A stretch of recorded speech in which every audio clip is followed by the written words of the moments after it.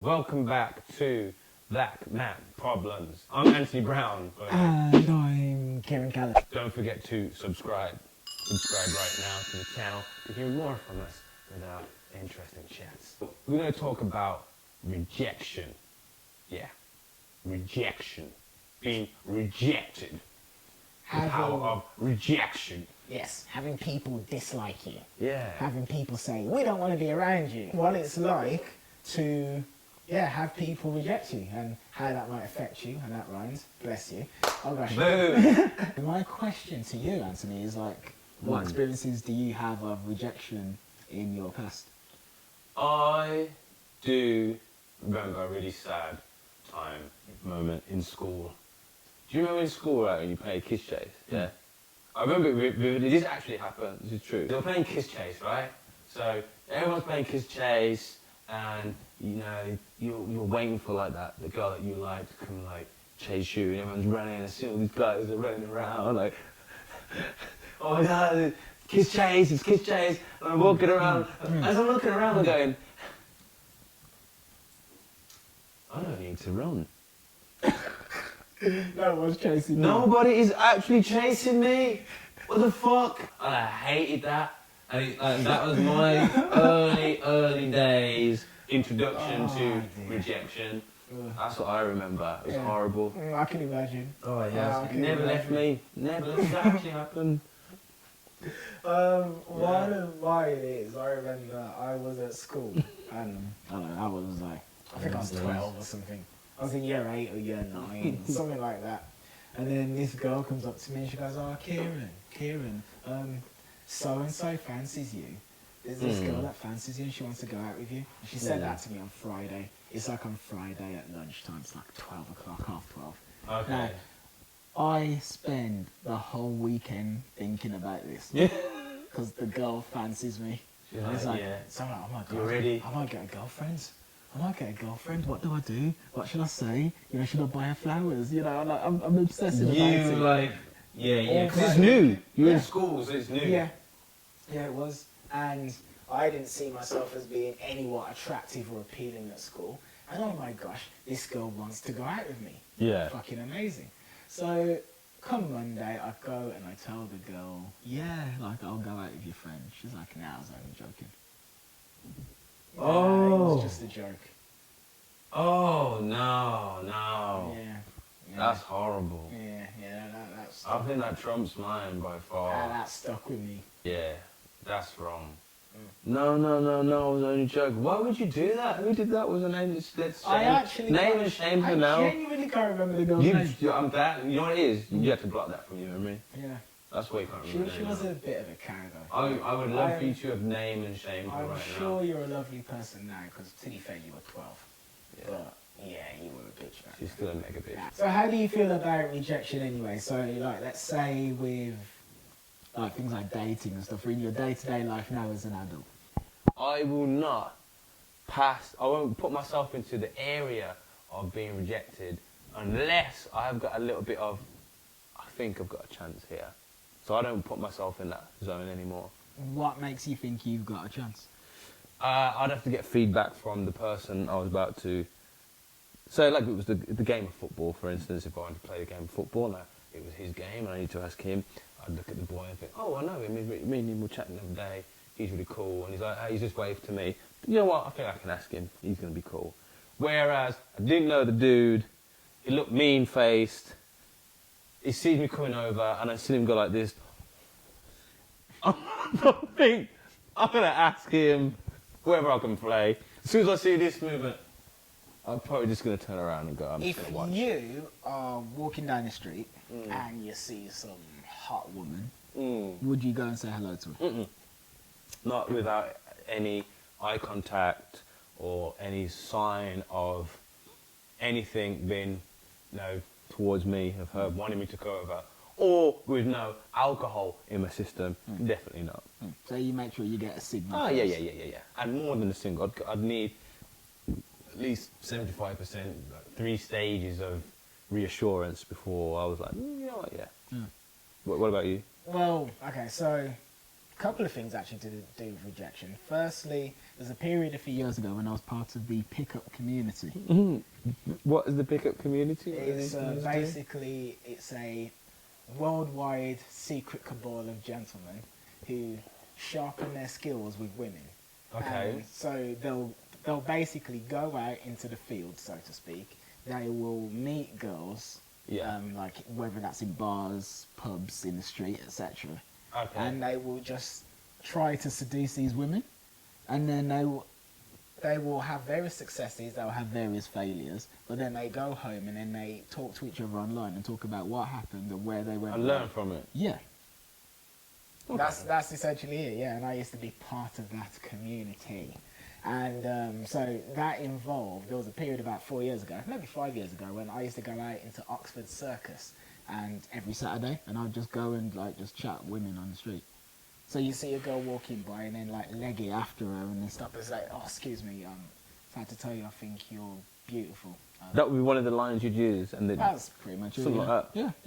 Yeah. Just like, yeah, blunt force honesty. Do you know, I've got a friend who actually does that. It's not even a part of any society or group, but he will do that anyway because he just feels he can't let the opportunity go. He's a good-looking guy, so he can get away with doing it. But I just don't know how he's like. He'll do it on his own. I'd have to have some sort of encouragement, like a lad going, "Go on, do it, go on." A little bit of like support behind me. But he will just be like, "Oh yeah, the other day I was walking home and I did all this shopping, and I saw this beautiful girl, and I just, you know what? I saw where she was heading towards. My house wasn't far. I didn't want to turn up with my bags, so I ran home and put all the bags, and I went chasing after her, and I asked her out. I went, flipping hell, you're brave." But okay, when you see the beautiful woman and you don't say hello, there's a part of you think, yeah, I know exactly what you mean, yeah. Because I don't do it every time either. Yeah, but And you feel like, why did I just let that opportunity go? Yeah. And there's like this girl at the gym who I've seen a couple of times, and literally the only times I've ever seen her is when she's been like sort of working out and she's like surrounded by people. I don't even think she's working out with the people, she's just surrounded by those people. Men? Or just people? Just people. I don't know, assorted humans exercising at the gym, trying to get into shape. And it's like, I'm thinking, okay, if I could just catch you on your way out, like walking past the reception. And just do it naturally, yeah. Yeah. You'd never want to pester a girl at the gym, never do that, because girls hate that. Well, I know from experience. To be fair, I did pick up a girl at the gym about 2 months ago. There's ideas and notions of things that you can do and things that you can't do. Yeah. And most of those ideas and notions are actually just all in people's heads. So, for instance, it is entirely possible, right? Entirely possible that you could walk down the street, see a girl, run up to her and say, "Excuse me, I think you're all gorgeous, blah, blah, blah, blah, blah. My name's Anthony," and you get talking to that girl, and then you say to her, "Hey, do you fancy going for a coffee?" And then you and the girl go for a coffee there and then the coffee ends up being a whole day together, and the whole day together ends up being that sounds like a a dream come true, but I just feel like it wouldn't go that way. No, It can go that way, but I know what it is I'm scared of, because the way girls reject men is completely different to the way men will reject a woman. Like, a guy will be approached by a chick he's totally not interested in, and he'd be like, "Oh, you know what, I'm so sorry, I'm seeing someone, and sorry to let you down," or whatever. We kind of do it really nice. Girls don't want to do it that way. They were like, "I'm with my friends, we're dancing, okay? I'm with my friends." You know what I mean? They just do it so harsh. I'm like, come on, man. Do you get that? Yeah, I've had that. Now, do you know what it is? Because women reject men so fucking harshly, there's a guy, I can't remember the name of the guy, but he's written a book called The Game. Neil Strauss. Neil Strauss. Neil Strauss is part of the pickup community, man. No. Yes, well, man. there you go. My friend used to study this book down to the T, and he used to use a thing called a neg. Let me explain the neg to you. So basically, a neg is when you approach a girl and you give her a kind of backhanded compliment. Like, it might be something on the lines of, "Do you know what? Hey, oh my God, I really love that dress you're wearing. It's really nice. I've seen a lot of people wearing that." So it's kind of like, it's a compliment. But now you've just added, I've seen a lot of people wearing that, which could be just a genuine statement. He has seen a lot of people wearing it because it's nice, but now you're actually saying that it's common. It's And just... the idea of a neg as well is that Yeah. the better looking the girl is, the more you neg her. Yeah. And when you neg her, it's like it's supposed to make them crave your... Yeah. Yeah, because the girl is so unbelievably hot that every guy she's around basically always swoons. licks her ass. Yeah, So licks by- her ass. So by not doing that, you're positioning yourself as being different from what Yeah, others other and then guys. she then craves your praise because you've not given her, like, given her put her on a pedestal and treated her like, what everyone else treats her like, which is to lick her ass, basically. Well, Neil Strauss. we're talking about rejection in like dating scenarios. Well, one thing I've been doing lately is when I'm communicating with girls, just actually telling them how I feel. But when I say telling them how I feel, I don't mean like, oh, you pissed me off here and I'm going to tell you how I feel. Yeah. Oh, that's one way. But I mean like literally saying things like, you know what, I'm really looking forward to seeing you. And, you seem like someone I'm really going to get on with.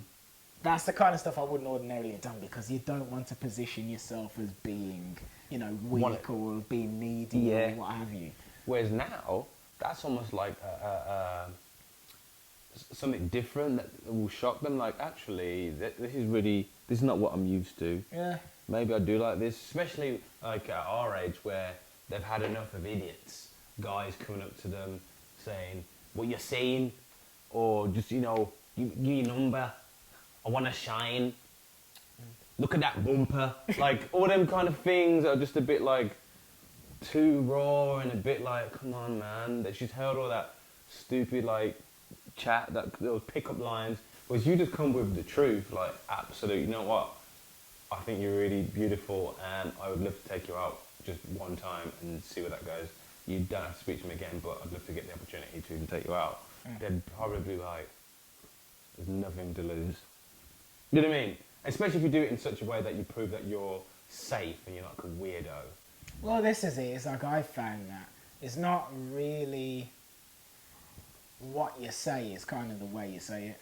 Basically. Yeah, that's true, yeah. So it's kind of like you could go up to somebody, you could go, excuse me, which I've done, mind you. I just wanted to say you're beautiful. And then everything you're conveying to this girl is like, this guy is really unsure of himself. He's not confident. It's horrible. It's hideous. I want out. But when you roll up and you're like, excuse me, I just had to say, you're gorgeous. Like, okay, so like I've done this, right? And any time, let's say, without tooting my own horn, if you gave me 10 women, I could get at least 2 of them's number doing that. I'd say probably 3. It's a good ratio. Somewhere between 2 and 4 I'd get from doing that. Now, the ones whose numbers I got, they're not just interested. They're on fire. Like, they can't wait to hear from you because it's kind of like a bit of a dream come true. It's kind of like a fantasy type Yeah, I thing. see what you mean. You know what I mean? Like to be picked up like that, Yeah. like so, like... Because they're not expecting it. Yeah. They're not. So And they're like, almost thinking... they want to believe that they're such a powerful, magnetising feminine presence that some man just can't help himself and has to run over and introduce himself. I might have to do and that. say, hello, ladies. You create a fire within my loins. You're so beautiful. Walk up to some of their berry wag boys and be like, hey, hello, lady. Don't do it like this, though, but like it would be funny if you went up to a girl and just be like, hey, baby, I was over there looking. And she'd be like, what's wrong with your voice? I'm about to come. Just in your pants, just in your pants. You heard that song before? No. Never mind. Rejection in the workplace now. There's a funny story, right? It's all stuck with me. Do you know, like, Back to the Future 1, right? Imagine you have been cast to be in Back to the Future 1, playing Marty McFly. Yes! Wow, this is an awesome idea for a film. They make the whole film with you. This film's fucking sick. Oh, God, that happened, yeah. Yeah. So if you've never heard the story before, they got an actor and they made the whole film of Back to the Future 1 with this actor. And then is it Spielberg, yeah? Steven Spielberg, yeah? He sat down, watched the film, edited, and went, this is the wrong guy. I don't want to use this guy. I'll get someone else in. That's what he did. And he got someone else in, which was, as we all know, what's the actor's name? Michael J. Fox. Mm. And he took over this other guy who played the part. I did know his name, but go Google it. He's a bloody famous actor as well. I'm sure he's like reasonably well known. Really? I've seen the picture. Nah, I'm sure I Googled him and I didn't even know who he was, but I'm going to do it again. But imagine, right, you made a whole film and you're telling your friends, man, I'm doing this sick film, man, Back to the Future, and it's shot this way, and they're thinking about making 2 more, and man, I mean, a real good film, man, you want to be talking to me now, I'm going to be big one day. And then my man, Steven Spielberg, comes and sit down, take a seat in my office, take a seat. Now, Joe Bloggs. It's not working. No, it's not working. What you mean, man? I made the film. We made the film's finished. We still paid him. We still paid him. I tell you what, keep the cash. Keep the cash. But we're going to make the entire film again. Just without you. What does that fucking say about your skills as an actor? Could you go to another job now and then say, oh, what you've been in, and then you go, would you mention it? Would you be like, oh, I was in the first Back to the Future, but after they watched it, they decided they're going to do it with someone else, and they hired an entire film again. I think you'd be crushed, wouldn't you? Yeah. That, to me, is the ultimate rejection. Like, the ultimate rejection. Like, oh, that's big. I'd love to know another story if anyone else knows it, but that stuck with me and thought, God, I'd hate to be that guy. So, all the credit to you, sir, whose name I have forgotten, which is just doesn't help the story anymore. It makes it more ironic, I guess. But yeah, we salute you. So last year I did something called 100 Days of Rejection. Ah, yes. And 100 Days of Rejection was basically to help me get over the fear of rejection. So every day for 100 days, I went out and I invited rejection. I would speak to strangers and I'd do things that were designed to get me rejected in some way. Example being, one day I went up to a random man and asked him out on a date. Random man on the street. Oh, wow, that was epic. You should have filmed that. Random man on the street. We need to do that again. I think you're a really good looking guy. Would you like to go on a date with me? Look, you didn't get One beat up. of Some the people are funny about that. hardest things I've ever done in my life. So 100 days of rejection, and basically every day for 100 days, I did another thing to encounter rejection. So one was asking a random man out on a date. One was going to Barclays and asking for a tour of the vault. Yeah. I went to a police station and asked if I could just sit in a cell for a little while. Oh my God. Yeah. This is awesome. Stuff that's designed to get people to say no to you. I went out, I bought a packet of eclairs. Eclairs are like these candy for the Americans out there. And I basically handed them out to people. I just spent a whole day saying, hey, would you like a sweet? Would you like a sweet? Would you like a sweet? To pretty much everybody. No. You're fine. That was it. Most people said no. But occasionally some people would say, thank you. Like, say maybe 2 people in 10 would say yes. And 1 in 10 of one of the 2 people who said yes would be like really touched, which was really nice. Yeah. So like there was this guy and he was a bus driver. He was like, "Oh mate, you're the bollocks, man. There should be more people like you. You're the fucking bollocks." I would then feel bad because then I'd be like, "Oh gosh, I was only doing this so you would probably most likely reject me." Well, you see, here's the interesting thing, because when I'm doing 100 Days of Rejection, it's like officially I'm trying to be rejected. But at the same time, I don't want to be rejected. Yeah.